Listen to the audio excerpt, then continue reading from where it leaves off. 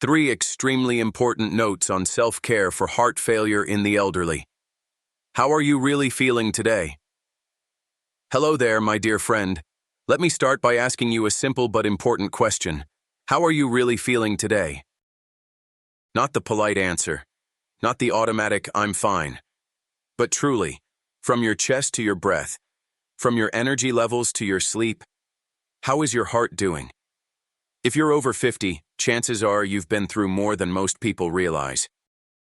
You've loved deeply, you've carried burdens for your family, you've worked hard, given much, and perhaps you've put your own well-being last on the list. And now, perhaps you feel it, a tiredness that doesn't go away with rest, a shortness of breath when you climb the stairs, swelling in the ankles, a tightness in the chest that's not quite pain, but not quite normal either.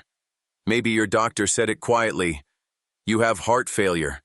That phrase alone sounds frightening. Heart failure, like something has broken beyond repair. But let me assure you of something, and please hold on to these words. Heart failure does not mean your heart has given up. It means your heart needs help. And you, yes, you, can be that help. I'm not here today to scare you. I'm here to empower you. Because even though heart failure is serious, many people live long, meaningful, joyful lives by making just a few critical changes. Changes that are not about perfection, but about progress. Not about medicine alone, but about love, care, and consistency. So in this video, I want to gently walk with you through 3 extremely important notes on self-care, specifically for those living with heart failure in their golden years. Not technical terms, not complicated routines, but practical, compassionate, life-giving insights that can help you feel stronger, breathe easier, and regain control over your health. You see, you're not alone in this. Not now, not ever. And you're not just a patient. We see you as a whole person, a father, a mother, a grandparent, a friend, a soul still needed in this world. So take a deep breath. Put your hand gently on your chest, and let's begin this journey together, to understand your heart, to protect it, and to help it beat strong for many more beautiful days to come. 1. Monitor more than just your pulse. Track the hidden signs. Let me tell you something that most heart patients learn the hard way. It's not the dramatic symptoms that often matter most. It's the quiet ones. When people think about heart problems, they imagine the big moments: chest pain, a heart attack, passing out. But heart failure rarely shouts. It whispers.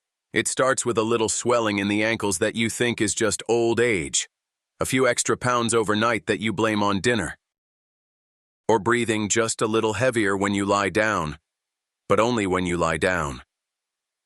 Do you know what these small signs are? They are your heart trying to talk to you. You see, when the heart weakens, it still fights. It tries to keep the blood moving, even if it has to work double time. But when fluid builds up in your body, in your lungs, legs, or belly, your body starts sending clues. Let me share the story of Mr. Charles, a 72-year-old retired teacher. He came into my clinic looking healthy enough. But he said, "Doc, I haven't been able to wear my favorite shoes. They're just tight now, and I've gained 5 pounds in 3 days, but I haven't eaten more." That, my friend, was heart failure speaking, through shoes that didn't fit and a scale that was trying to help. We taught him how to weigh himself every morning, before breakfast, wearing the same clothes, after using the restroom. We gave him a little notebook and told him, "If you gain more than 2 pounds overnight or 5 pounds in a week, call us." We asked him to check his ankles for swelling and to notice if he needed more pillows to sleep comfortably. Because when the heart struggles, fluid doesn't always go where it should. It pools, it weighs you down, and it makes breathing harder when you lie flat. It's not glamorous, it's not high-tech, but this kind of daily awareness can prevent an emergency room visit, or worse. So here's what I want you to do. Get a simple digital scale and start tracking your weight daily. Pay attention to your shoes, your rings, your breathing. Write it down. And most importantly, don't ignore changes. Your body is wise, your heart is wise, and when it speaks, you have the power to listen before things get out of control. Because loving yourself means catching problems before they break you down. And you can. Let's take care of your heart one quiet sign at a time. 2. Your plate is your medicine. Eat for a stronger heart. Let's move from the scale to the table, because what you eat each day is more powerful than many pills you take. Yes, I know. Changing what we eat isn't easy. Food is culture, it's love, it's memory.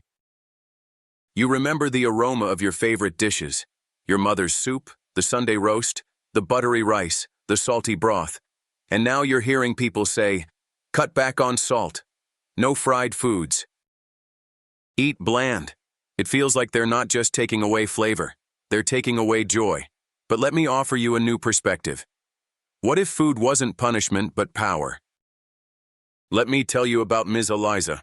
She's 76, she's got heart failure, arthritis, and she's a fantastic cook. When I first met her, she said, I'd rather die with a plate of seasoned ribs than live on lettuce. Fair.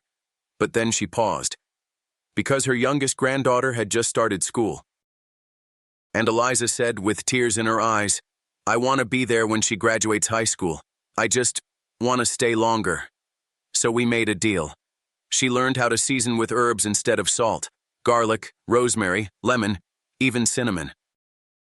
She learned to use olive oil instead of butter, steam instead of fry.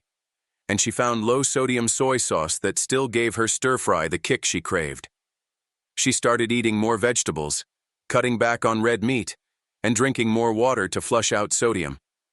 And guess what? Her swelling reduced, her energy returned, her lab results improved. And yes, she's still cooking, just smarter. This isn't about giving up flavor. It's about giving your heart what it needs to keep beating strong. If you're dealing with heart failure, here's what your plate should focus on. Low sodium. Aim for less than 2,000 mg per day. That means checking labels and cooking at home. More potassium, found in bananas, sweet potatoes, spinach. It helps balance out sodium. Healthy fats, like those in nuts, avocados, and fish. Smaller meals more often, so your heart doesn't have to work hard after big meals. Water, but with guidance. Some heart failure patients need fluid restriction, so talk to your doctor. Food can be your best ally, or your silent enemy. So eat to celebrate life. Eat to stay strong. Eat for the grandkids. Eat for the sunrise. Eat for the stories still waiting to be written in your life. You don't need to be perfect. You just need to be intentional. And I promise, your heart will thank you for every bite. 3. Don't sit in silence. Move gently, speak loudly, ask boldly. You've heard it before, haven't you? The doctor says, you need to rest, and you take it to heart. After all, you've worked hard all your life. You've earned the right to take it easy. But here's the truth that many people miss. Resting doesn't always mean sitting still. In fact, for those living with heart failure, too much rest can actually make things worse. Let's take a moment to talk about movement. You see, when the heart isn't functioning as it should, the body has to work a little harder to circulate blood and fluid. If you stay too still, those fluids can pool in your legs, your belly, and even your lungs, causing discomfort and worsening your symptoms. But when you get moving, even just a little, it can make a world of difference. I want to share a story with you about Mr. James, a 70-year-old man who came to me with severe heart failure. When I first met him, he could hardly walk across the room without feeling winded. He was tired, his legs were swollen, and he felt defeated. He looked at me and said, "Doc, I've spent my whole life working, and now you want me to exercise? I can't even get out of bed some days." But I saw something in Mr. James that he didn't see in himself, a fighter. So I told him, "James, let's start with small steps. Not to exhaust you, but to bring life back into your body." We started with a 10-minute walk each morning. He didn't have to run a marathon, just a slow, steady walk around his house or down the block. Then, we added some gentle stretching. Yoga. Anything that got his body moving, however small. At first, he felt frustrated. This isn't helping. But one day, after a few weeks, he called me up, excited. "Doc, I walked to the store today. I didn't need to stop and rest." You see, movement isn't about rushing to get better. It's about showing up for yourself, step by step. And those small steps, the act of moving, give the heart the help it needs to pump blood, to circulate fluid, and to keep you strong. So here's what I want you to do. Start with gentle movements, walking, stretching, maybe some light yoga or Tai Chi. 10-15 minutes a day to start. Gradually increase, but don't overdo it. Listen to your body. If you feel tired, rest. Focus on what you can do, not what you can't. But here's the other important piece of this. Speak up. Don't just rest in silence when something doesn't feel right. Speak boldly, whether it's to your doctor, your loved ones, or yourself. "I don't feel right. I need help. This is too much for me." Your voice is powerful, and asking for help is not weakness, it's strength. Don't suffer in silence. Whether it's adjusting your medications, modifying your exercises, or simply talking about how you feel, your heart will thank you for each word. And finally, ask boldly. Ask for the support you need. Ask for modifications in your care plan. Ask for a second opinion if necessary. Your life matters, and your health is worth fighting for. It's not just about moving your body. It's about moving your life forward, one day at a time. Your heart needs movement, but it also needs your voice, to speak up, to get the help you need, and to stay engaged with your health. The more you move, the more you'll be able to move in the world, whether it's walking to the store, playing with your grandkids, or simply walking down the hallway. Movement isn't just physical, it's emotional, spiritual, and mental. It's about showing up for yourself every single day, and if you need help, ask for it. Your heart deserves that. You deserve that. Conclusion. Your heart has carried you far. Let it carry you further. As we come to the end of this video, I want you to take a moment, just for yourself, and think about the journey your heart has taken. You've been through so much already. Life's ups and downs, its victories and challenges. Your heart has carried you through every single one of those moments, without fail. It has loved, it has fought, and it has kept you alive. But now, it's your turn to carry it. It's your turn to listen when it whispers. It's your turn to nourish it with good food and kind thoughts. And it's your turn to move, not just physically, but emotionally and spiritually, towards a healthier, fuller life. I know it's not always easy.